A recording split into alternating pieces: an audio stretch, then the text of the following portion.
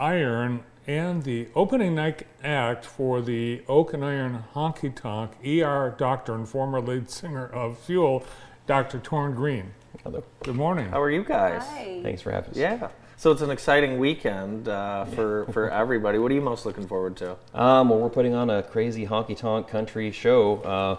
We're going to have basically a whole night of classic and modern country hits that everyone kind of knows and can sing along to, and it's going to be crazy. People are going to be out there dancing. I think we have maybe like one or two slow songs in the entire set. Other than that, it's just moving. So it's going to be a crazy night. I got to tell you, people in Jackson have been dying for an event venue and a performance like you guys are going to have this weekend. So it should be wild. And we're bringing in, a lot of musicians from out of town. Cool. It's going to be a crazy event. There's no place you can dance. There's no dance place. Not until Friday. Roberta, do we need tickets? How's this work? So we're going to have 2 people in both floors. So Okay. if you go up the stairs or through the elevator, you're going to be able to buy a cover, which Okay. is a wristband. Okay. And this weekend is going to be $10 per person. Okay. And and then you're in. So Toryn, this is just too hard to comprehend. You are a big rock and star with 3 or 4 bands, including Fuel, for 2 decades. Yeah. Toured the world. Yeah. And you were #1 on the Billboard charts with several of your songs. Sure. I mean, it was a very successful career. You stopped. Yep. And you decided you wanted to be an emergency physician? Yeah, well, it wasn't so straightforward. Basically, what ended up happening was I wanted to be a doctor in high school. I wanted to do surgery, actually, because I wanted to do like physical medicine where I'm actually actively healing with my hands. That was kind of my goal. But I had this aptitude for singing and I had a passion for being on stage. So I ended up like taking all my stuff. I grew up in Alaska, so I took all my stuff, put it in my car, drove to LA. Basically decided to do everything I could to, break in the industry. And after playing all the clubs on the Sunset Strip, I finally broke with Fuel and had a chance to, again, tour the world, experience a lot of cultures. And then right around like 2012 or so, I was like living on a tour bus, like maybe 10 months out of every year. I had an apartment full of stuff that I never got to see. Every time I'd come off the road, all my friends' lives were changed. And I was like, if I'm going to ever go back to school, I better make that change. And right around 2012 or so, I went back to college. I got a degree from University of California, Davis in neurobiology, physiology, and behavior, and then kind of went on to med school from there. That's cool. And COVID happening was the whole reason that my wife and I ended up coming here and couples matching into emergency medicine. So she's also playing with us on Friday and Saturday. Awesome. She's our piano player. But she's also an ER resident with me at Henry Ford Jackson. Cool. What's a surprise of life on the road that people might not realize? A surprise? Yeah. A lot of surprises on the road. I want to say that you get really close with everybody who you're touring with. I mean, obviously you're in an enclosed space and you have to make sure that you don't want to strangle the person who's next to you. But just when it comes to cancellations or hey, new events popping up, Sure. you're going to go do the national anthem for NASCAR in 2 days. That should be ready for it. Yeah, no problem, no pressure. Right. You're going to perform in front of 250,000 people with 7 million watching live on TV. But a cappella. So if you mess up, people are going to know about it. Okay, Yeah, that's fun.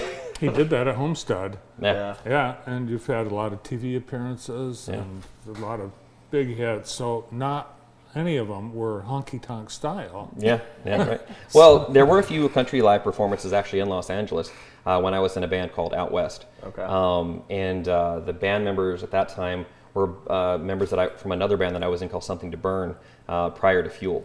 And a lot of people don't know this, but I was actually starting into a record deal with Scott Weiland from the Stone Temple Pilots. Oh, wow. With Something to Burn when the whole Fuel thing kind of unfolded. So it came to a position where I had to kind of choose between doing Fuel or continuing with Something to Burn under Lavish Records with Scott Weiland. Wow. That's wild. Who were some of your biggest influences in music growing up? I listened to a lot of Stone Temple Pilots. Prior to that, being an 80s kid, I listened to a lot of Bon Jovi, a lot of Led Zeppelin, a lot of Ozzy. When it came to country music, Garth, George Strait were staples of mine. A lot of early Johnny Cash, which we're going to be playing some of this weekend. Yeah. So you auditioned to be the Fuel lead singer, and you weren't that confident, and you auditioned as a separate person with a fake name, right? No, No? no. You submitted two? Oh, I see. I know what you're talking about. Yeah. Yeah. So I guess Fuel's process was that they wanted you to go to their website and download like an instrumental version of Hemorrhage, which is like the big hit, and kind of do your own thing on it and submit it back with a picture from an email. So everyone did that. I want to say there was like 3,000 submissions. Oh my gosh. And then, you know, after like a week or so after I had done that, I was like, oh, I really want to stand out. I really want to do something different.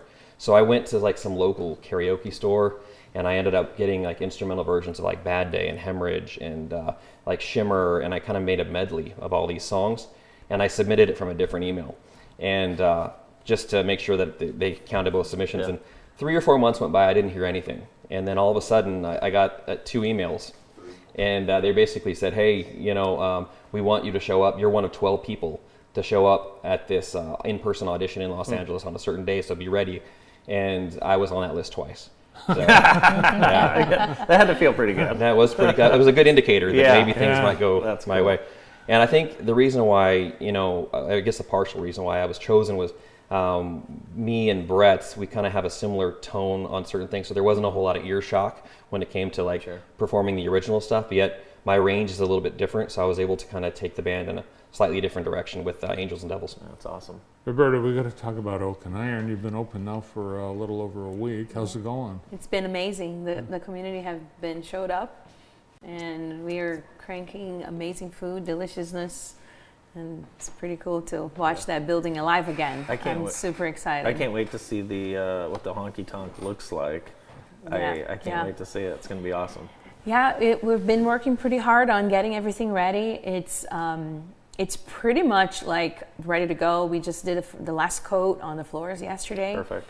And the whole sound system, state-of-the-art sound system, like professional stage stuff, just got installed this last week. And JTV was the last one to install a sound system on that floor. That is true. Yes. Yeah, Really? That's right. Yeah. Yeah. Ask Justin. Yeah, It worked so- out wonderfully. I guess not using it anymore. no, we I had. don't we think had, it was. I don't think it was big enough for what you got going on. Yeah, now. we needed something like big and professional and loud Yeah. because when you go to a concert, you were expected to be like super Yeah. loud and move your soul kind of thing. Now I had my wedding reception up there 18 way. years ago. Will I recognize it? Probably not. Yeah. Well, Good. I mean, the walls are all black. Sure. We have some brick walls Oh wow. added to it, and the stage is massive in the back of the room. Okay. So that's I very can't different. wait to see it. Yeah, it takes up the whole room, the whole wall. It It's wall takes to wall. up the whole like Okay. far right of the room. It's Very kind of on cool. the corner. Yeah, I saw it last week. Did you? That's Well, amazing. Derek invited me. I just haven't popped in yet. I want to be surprised this weekend. When So I, you're when I going to show be up. able to reenact your wedding dance this weekend. I don't know. Yeah, you probably won't be taking requests. No, you know, I think some of the band members are pretty familiar with like all the cover life, so they can probably pull it right out. So, but there's going to be like some line dancing events coming up. There's like some karaoke nights you're going to have, right? Yeah, I think we started off having line dancing on Wednesdays and karaoke on Thursdays. Okay. We're flipping that because we found an amazing line dance teacher. Really? And she's only available Thursdays. Okay. So every Thursday we're gonna do line dancing, and Wednesday is gonna be karaoke, and Wear your Halloween costume on Friday. night. Yep. Absolutely. Yeah. Man, it's going to be great. Can't doors wait. open at 7 and music starts at 8. And we can't wait to see everybody there. And we're going to have actually a contest for best Cool. costume. I think first, second, third place. Awesome. So Well, congratulations on the opening of Oak and Iron and the new Oak and Iron Honky Tonk. thank you. Big weekend this weekend, thanks to Dr. Toryn Green and Roberta Dalenberg. More of the morning show after this.